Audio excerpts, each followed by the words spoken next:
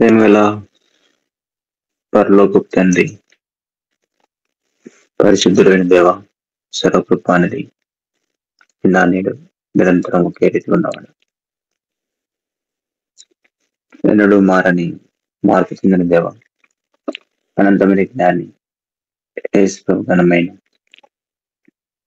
ఉన్నతమైన నామాన్ని బట్టి హృదయపూర్వకమైన వందనాలు చెల్లిస్తూ ఉదయకాల సమయం పిల్లమ్మగా చేరి నీ సన్నిధిలో సాగిన పట్టుకు మాకు ఇచ్చిన శ్రేష్టమైన దండకరమైనటువంటి అవకాశం కొరకు మీకు వందనాలు చెల్లిస్తుంటున్నాను. బలహీనతలు వరదలన్నీ కూడా మీ యొక్క రక్త ప్రోక్షణ కిందకి సంపూర్ణం తెచ్చుకుంటున్నారు. దయచేసి మన్నించము, కడుగును, పవిత్రపరచము. ఉదయకాల సమయం మా కొరకు దేవునికరంగా చేయమని ప్రార్థిస్తుంటున్నాం. ప్రార్థనలోకి ఇస్తున్న పరిశుద్ధులందరి కొరకు స్తోత్రం. అది వారికి అవసరం భాగము మీ ఆత్మను అనుగ్రహించి అది వారి కేవలం మీ యొక్క నామానికి మాత్రం భయం తెచ్చుకోవాల్సిందిగా ప్రార్థిస్తున్నాం. మీరు జ్ఞాపకం చేసుకొని నడిపించండి.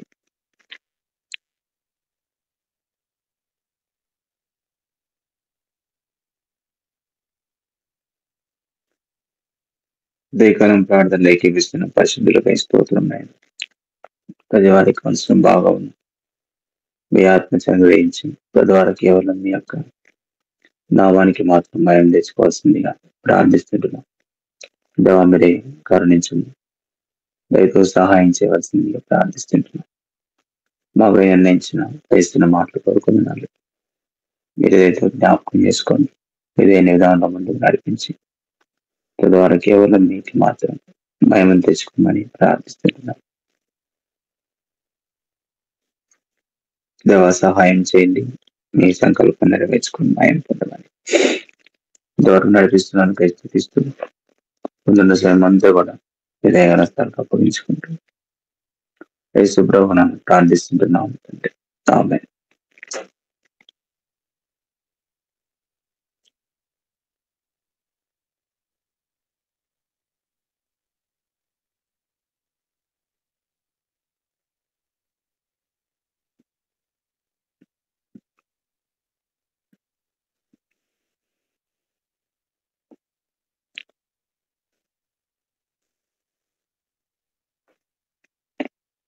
కొన్ని మాటలు చదువుకుంటామని.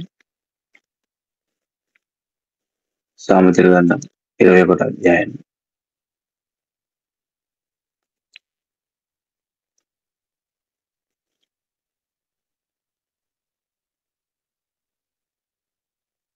3వ వచనం. సామెతలు 21:3. నీతి న్యాయములను అనుసరించి నడుచుకునుట బలులు నడిపించుట కంటే యెహోవాకు ఇష్టం.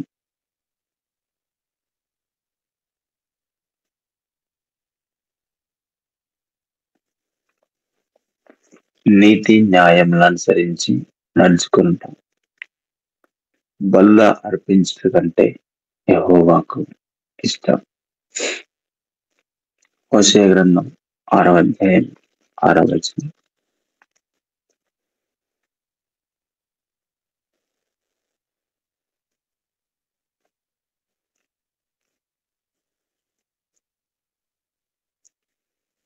హోషేయ గ్రంథం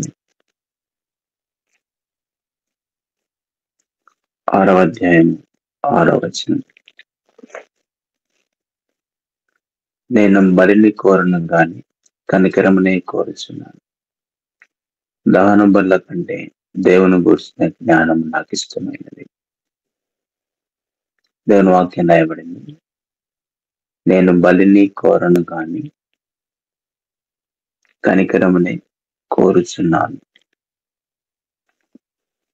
ముందు చదువుకున్నాం, దేవునికి ఇష్టమైంది ఏంటిది? దేవునికి ఇష్టం, యెహోవాకు ఇష్టం అంటే నీతి న్యాయములను అనుసరించి నడుచుకుంటా బలులను అర్పించుట కంటే యెహోవాకు ఇష్టం.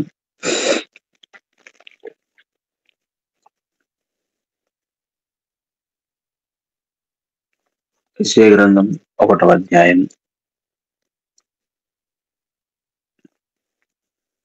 యెషయా గ్రంథం 1వ అధ్యాయం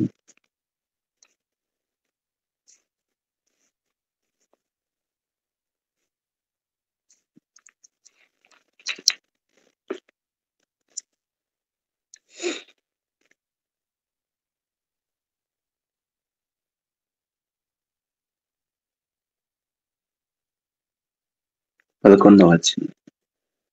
యెహోవా సెలవిచ్చిన మాట ఇది, విస్తారమైన మీ బలులు నాకేలా, దహన బలులకు పొట్టేలును, బాగుగా మేపిన దూడల క్రొవ్వును నాకు వెక్కసమాయెను. కోడె రక్తమందైనను, గొర్రె పిల్లల రక్తమందైనను, మేకపోతు రక్తమందైన నాకు ఇష్టము లేదు.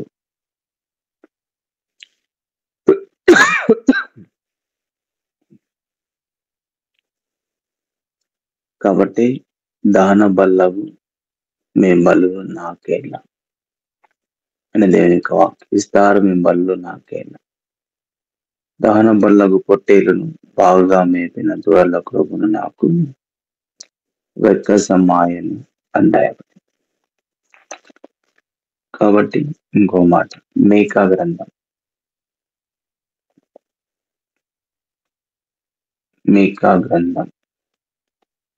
బుక్ ఆఫ్ మీకా గ్రంథం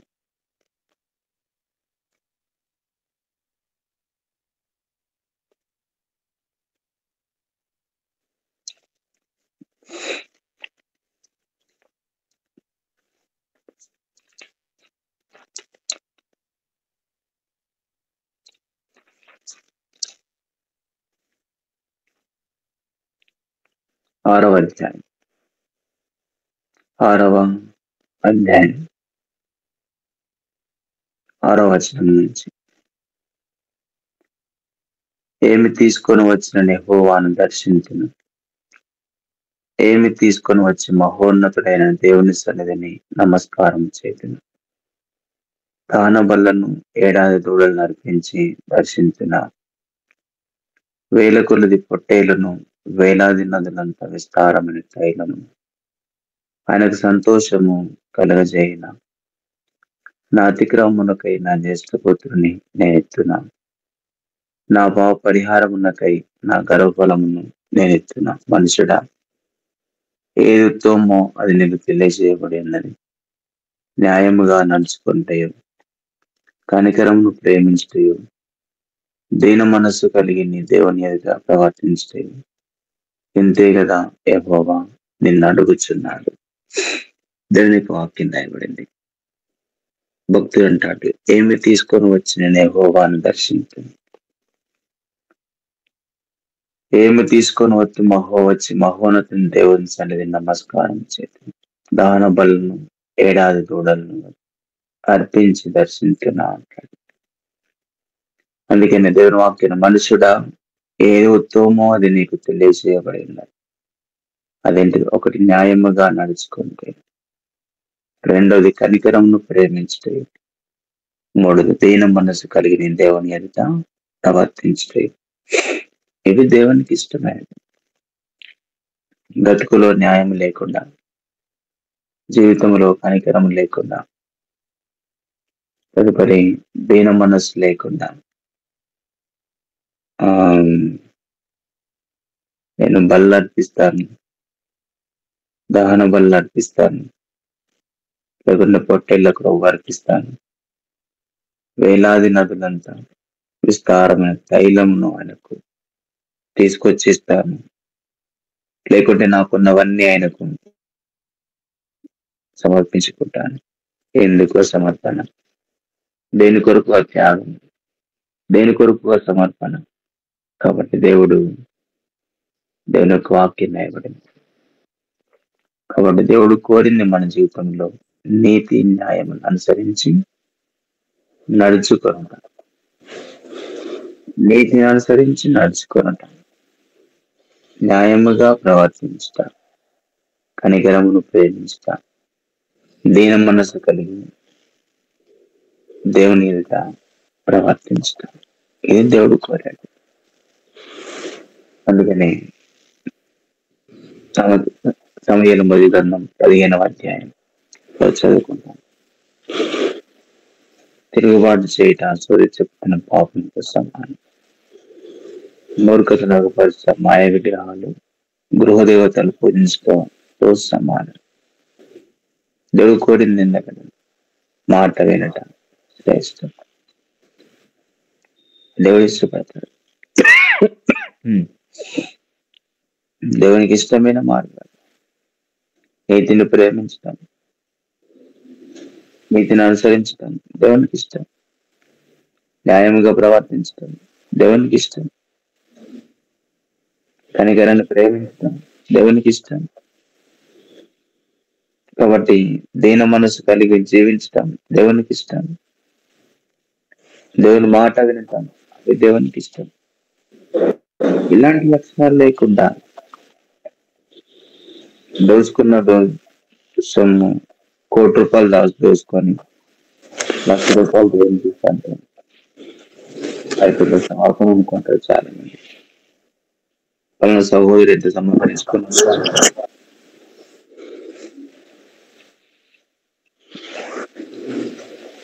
ఆ ఫోన్ మ్యూట్లో పెట్టాయా, ఎవరిదో ఫోన్ డిస్టర్బ్ చేస్తుంది.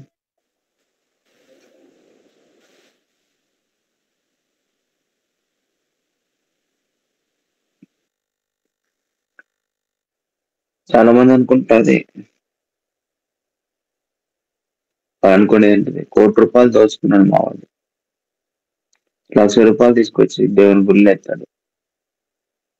నాలాంటి పాస్టర్ గారు ఏమనుకుంటారంటే, అబ్బా బ్రదర్కి ఎంత సమర్పణ ఉందో, ఎంత త్యాగము, ₹1,00,000 తీసుకొచ్చి దేవునికి సమర్పించుకున్నాడు. దోసుకున్నది ఎంత దేవునికి ఇచ్చిందంట. దోసుకున్న మరి కూడా కష్టపడి సంపాదించిన సొమ్ము కాదు. చాలా మంది దేవునికి ఇచ్చి ఇస్తారు.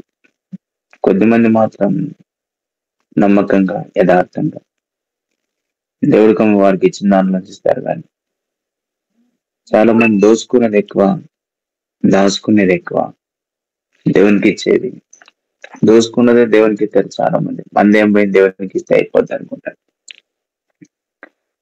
అలాంటిది కాదు దేవునికి కావాల్సింది. దేవుడు కోరేది నేను నా జీవితంలో నీతిని అనుసరించి నడుచుకుంటాం,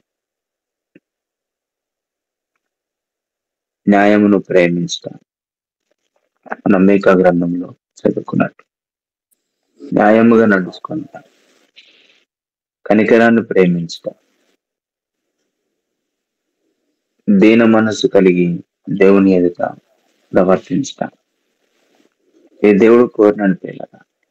అందుకని ఆధ్యాత్మిక జీవితంలో మనలో పడి లక్షణాలు లేకుండా మనం సేవ చేసిన, దేవుని పని చేసిన, మనం పరిచయం చేసిన, దేవుని కొరకు మనం సాక్రిఫైస్ చేస్తున్నాం, అవి దేవునికి ఇష్టమైనవి కావు అనుకుంటారు.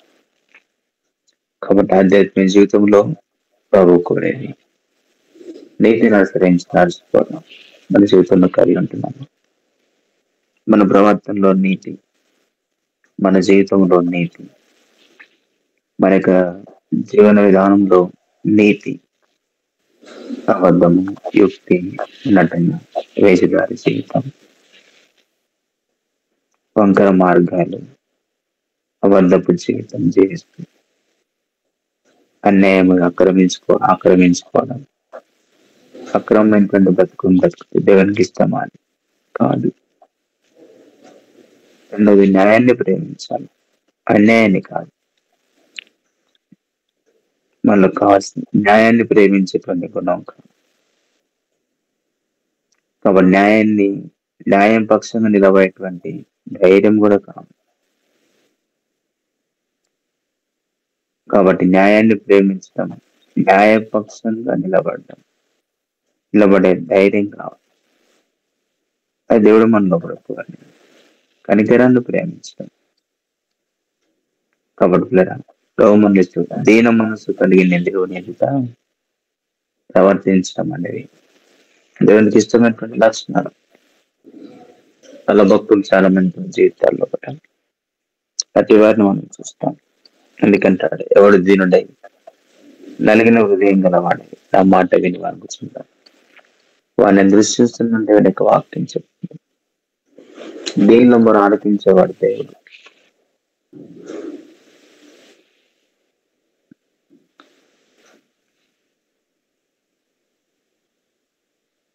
దీనిలో మొర ఆలకించే దేవుడు, దీనిలో పక్షముగా ఉండేది దేవుడు. కాబట్టి నా విశ్వాస జీవితంలో మనకు కావాల్సింది దీన మనస్సు. ఎవరు అతి లక్షణాన్ని ప్రేమిస్తారో అలాంటి వారు దేవునికి ఇష్టం. అలాంటి వారిని దేవుడు ఇష్టపడుతున్నారా?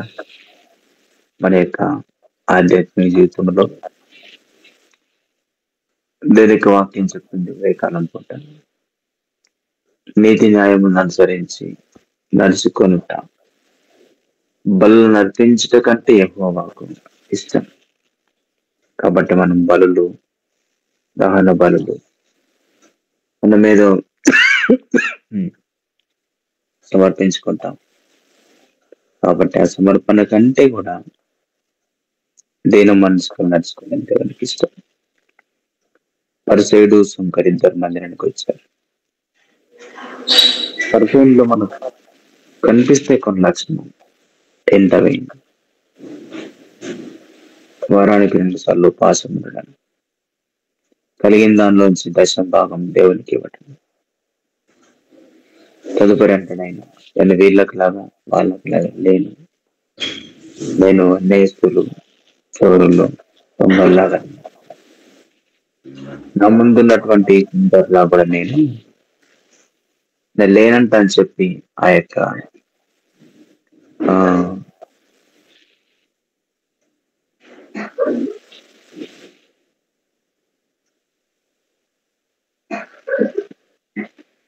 సైడ్ మాట్లాడుతాం.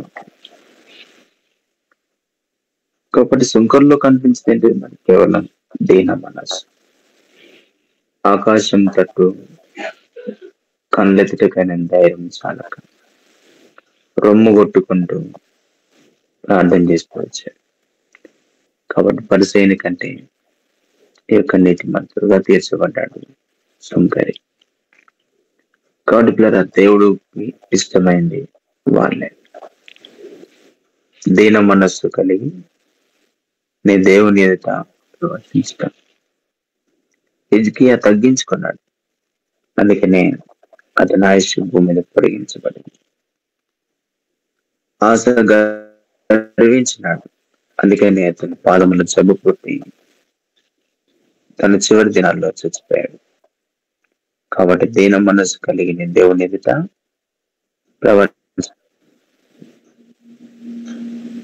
ప్రవర్తించాలి. బల్లర్పించడం కంటే కూడా యెహోవాకు ఇష్టం. కాబట్టి మన ఆధ్యాత్మికంగా దైనందిన జీవితంలో దేవుని వాక్యం చెప్తుంటారా? కాబట్టి నీతిని అనుసరించి నడుచుకుంటాం, న్యాయాన్ని ప్రేమించటం, కైరాన్ని ప్రేమించటం, దీన మనసు కలిగి దేవుని ప్రవర్తించటం, దేవుని మాట విని లోబడటం, ఇది దేవునికి ఇష్టమైనటువంటి.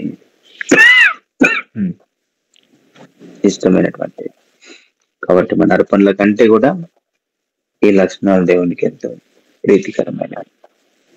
మన జీవితం ఎలా ఉంది పరీక్షించుకొని ప్రభుత్వంలో ప్రార్థన ముందుకు కొనసాగుతాం.